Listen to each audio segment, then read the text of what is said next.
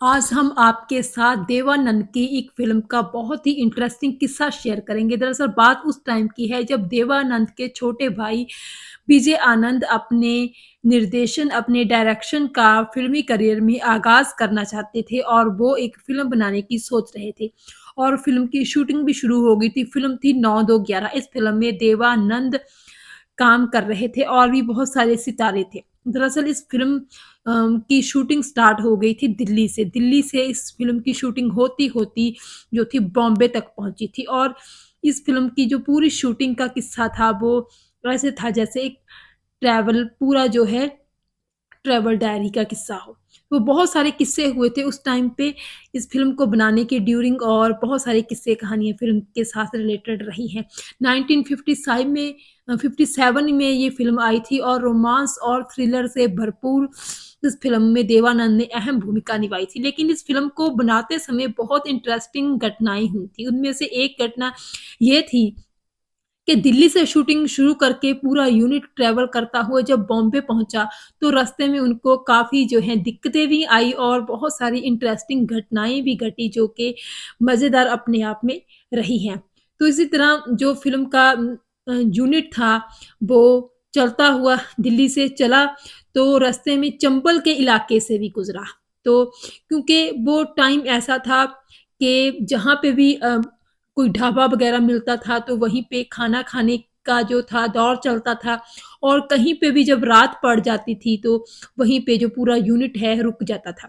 तो ऐसे ही जब चंबल के इलाके से वो लोग गुज़र रहे थे, तो किसी डाक बंगले में उन्होंने रात काटी और उस टाइम पे उस दिन उस रात को कुछ लोकल लोगों के द्वारा किसी के द्वारा उनको पता चला कि वहाँ के लोकल डाकू जो हैं वो देवानंद की फ़िल्म की यूनिट को जो है लूटना चाहते हैं।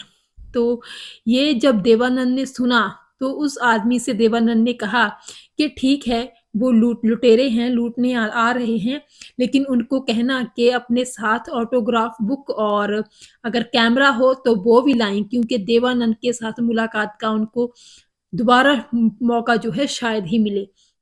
तो इस तरह दूसरे दिन फ़िल्म की पूरी यूनिट फिर से शूटिंग में व्यस्त हो गई और शूटिंग चल रही थी। तो वहाँ पे कुछ गुंडा टाइप के लोग आ गए और पूरी यूनिट को लोगों ने घेर लिया। तो ऐसा लगने लगा था कि वही लोग हैं जो कि उनको लूटने की तैयारी प्लानिंग कर रहे थे। तो देवानंद साहब जो थे वो ट्रक पे चढ़ गए और देवानंद ने ज़ोर से, बहुत ज़ोर से लाउडली आवाज़ में कहा कि कैसे हो मेरे देश के वासियों? तो उन्होंने जब लोगों ने देखा कि सामने तो ऊपर देवानंद साहब खड़े हैं साक्षात जिनको वो जो है देख रहे थे बड़े पर्दे पर देखा होगा उन्होंने वो साक्षात उनके सामने खड़े हैं। तो वो लोग भी मुस्कुरा दिए और कहा कि देवानंद साहब अरे आपको ही तो हम मिलने आए हैं। तो फिर कहते हैं कि मिलने-मिलाने का दौर चला। किसी ने हाथ मिलाया तो कोई गले लग गया। तो इस तरह ये क्रेज़ होता है बॉलीवुड फ़िल्मी सितारों का हमारे भारत देश में।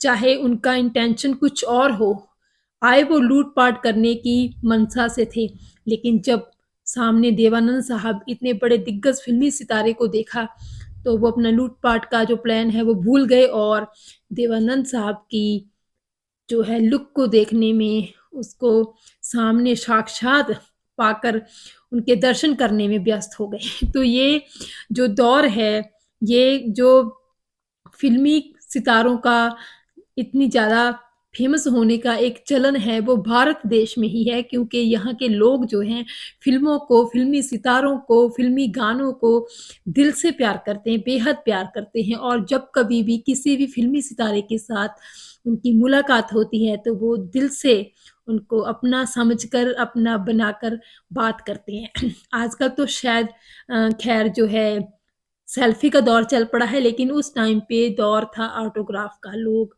अपने फ़ेवरेट स्टार से ऑटोग्राफ़ लेने में अपनी शान समझते थे। तो ये टाइम-टाइम की बात है, लेकिन वो दौर भी अपने आप में ख़ास था, जब इतने बड़े-बड़े दिग्गज सितारे लोगों को देखने को मिलते थे। हमारे लिए तो वो किस्से कहानियों की बातें ही हैं। दिलीप कुमार साहब, देवानंद, राज कपूर साहब, लेकिन वो लोग जिन्होंने साक्षात उनको देखा है वो मंज़र भी शानदार रहा होगा अपने आप में। तो ये फ़िल्म थी 1957 में आई फ़िल्म 9 दो 11। देवानंद के छोटे भाई विजय आनंद ने इस फ़िल्म को बनाया था, उनकी पहली फ़िल्म थी और इस फ़िल्म का एक गाना भी बहुत ही ज़्यादा फ़ेमस हुआ था, जो देवानंद साहब पर ही फ़िल्माया गया था।